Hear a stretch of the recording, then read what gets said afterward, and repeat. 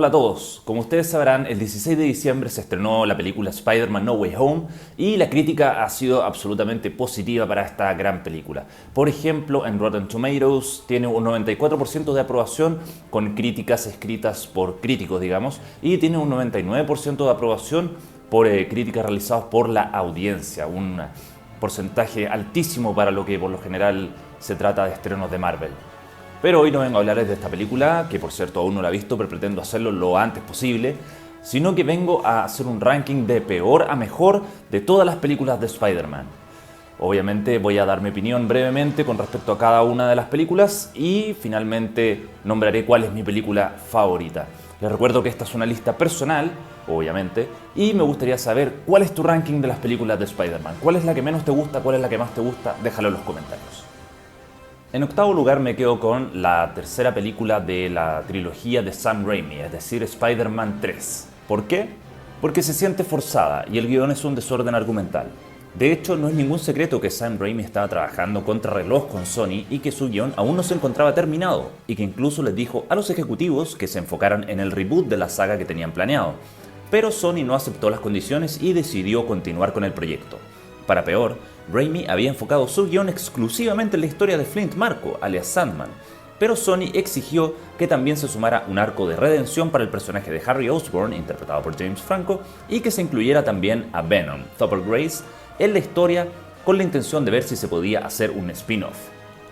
Por estas razones se nota que esta película tiene un guión reescrito múltiples veces, con poco desarrollo de los personajes porque es muy difícil darle pantalla a 3 villanos, además del arco del protagonista en las 2 horas y 20 minutos que dura aproximadamente este film, y además cuenta con escenas humorísticas que sobran a mi parecer y que le juegan en contra. En séptimo lugar me quedo con The Amazing Spider-Man 2. The Amazing Spider-Man 2 tiene grandes momentos, como por ejemplo la caída de Gwen, que no entraré a spoilear por supuesto, pero todos quienes la vieron saben a qué me refiero. El problema con este film es que los villanos tienen poco impacto en pantalla y terminan siendo olvidables. En parte me alegra de que en No Way Home decidieran traer de vuelta a Electro con Jamie Foxx interpretando el papel, ya que así su personaje se puede reivindicar en esta nueva película. En sexto lugar me quedo con The Amazing Spider-Man. Esta película podría haber sido muy buena. De hecho, al principio, cuando se nos cuenta el origen de Spider-Man, la película es interesante, de buen ritmo y con un Andrew Garfield dominando con maestría su papel de Peter Parker. Pero el villano y sus motivaciones hace que caiga en picada a todo el resto del film. El objetivo del lagarto interpretado por Rhys Ifans es convertir a la humanidad en hombres lagarto desde una torre. ¿Con qué fin? No queda lo suficientemente claro. ¿Fue porque perdió la cabeza? ¿Quiere que todos puedan regenerar partes de su cuerpo? Esta ambigüedad hace que el villano pierda fuerza y se vea más bien como una amenaza caricaturesca. En quinto lugar me quedo con Spider-Man Far From Home. Es entretenida, ligera, con momentos chistosos y con un arco interesante para Peter Parker, quien debe, abro comillas, independizarse, cierro comillas, de Iron Man y seguir su propio camino. Sin embargo, la trama de esta película no ofrece mucho más, en parte porque el villano tiene una motivación de peso para su actuar, pero la ejecución de su plan no es tan impactante y me terminó decepcionando un poco porque no se siente como una amenaza severa. Lo que sí fue un buen giro fue la revelación final, el golpe maestro que expuso a Peter Parker. En cuarto lugar me quedo con Spider-Man Homecoming. Encuentro que esta película es mejor que su secuela, en gran parte porque tiene un villano muy interesante, el buitre, interpretado por el gran Michael Keaton, y además cuenta con una trama refrescante en comparación con otras películas, específicamente por el traje que le regala Iron Man. De hecho, si bien muchos argumentan que con este traje Spider-Man perdió su esencia y pasó a convertirse en un mini Iron Man, personalmente considero que esta modificación es un aporte al personaje, dándole una personalidad propia con respecto a otras películas anteriores del Hombre Araña. En tercer lugar me quedo con Spider-Man Into the Spider-Verse. Esta película es una genialidad que nos introduce al multiverso de Spider-Man con una trama compleja y emocional, pero a la vez muy divertida y entretenida. Esta es una película redondita para toda la familia con un excelente guión, personajes interesantes y creativos y con un final que dejó la puerta abierta a la secuela que está pronta a estrenarse. Esta es una película imperdible si te gusta El Hombre Araña. En segundo lugar me quedo con Spider-Man, la primera película de la trilogía de Sam Raimi.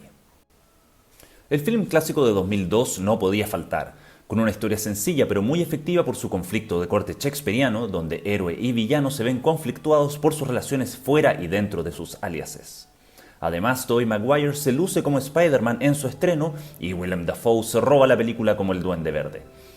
Debo acotar, antes de seguir, que previamente a este film se había llevado a la gran pantalla Spider-Man en 4 oportunidades, 3 de ellas durante los 70s y la última en los 80s, pero Spider-Man de Sam Raimi fue el puntapié inicial para desarrollar la franquicia millonaria que es ahora. Y en primer lugar me quedo con Spider-Man 2 de Sam Raimi, la segunda de la trilogía. La mejor película de Spider-Man a mi parecer, con una excelente historia de narrativa interesante, villanos memorables, con menos escenas de acción que otras películas de Spider-Man, lo concedo, pero las que hay son notables. Además, lo principal y lo más importante es que tiene un peso y un enfoque emocional muy interesante, que va más allá del género y nos hace empatizar con un joven que debe equilibrar su vida personal con sus responsabilidades como héroe. Si la primera película puso a Spider-Man en el mapa, Spider-Man 2 lo consolidó como uno de los personajes modernos más populares. Bueno, espero que les haya gustado mi ranking. Esas son mis películas favoritas, desde la que menos me gusta a la que más me gusta. Por supuesto, les vuelvo a recordar que esta es una lista personal. Cuéntenme qué opinan. ¿Qué opinan ustedes? ¿Cuáles creen que es la mejor? ¿Cuál es la peor? ¿Y por qué? Me gustaría escucharlos y conversar con ustedes en los comentarios. Y obviamente voy a sacar próximamente nuevos videos con otros temas, otras temáticas de películas. Me gustaría también que me dijeran de qué temas les gustaría que hablara en el futuro. Todavía no sé cuál va a ser la regularidad a la cual voy a estar publicando acá en YouTube. Estoy pensando ojalá sacar un video por semana porque es harto trabajo de edición y hay harto trabajo escribiendo los guiones y bueno, y trabajando todo este tema. Así que les pido paciencia.